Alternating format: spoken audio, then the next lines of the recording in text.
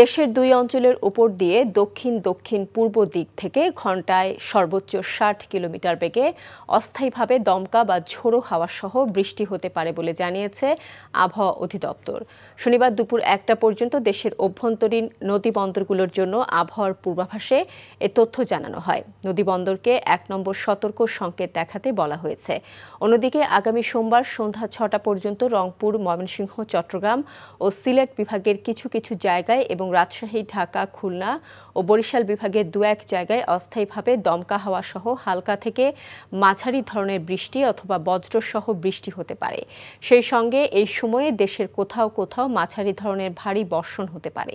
তবে এই সময়ে সারা দেশে দিন ও রাতের তাপমাত্রা সামান্য হ্রাস পেতে পারে।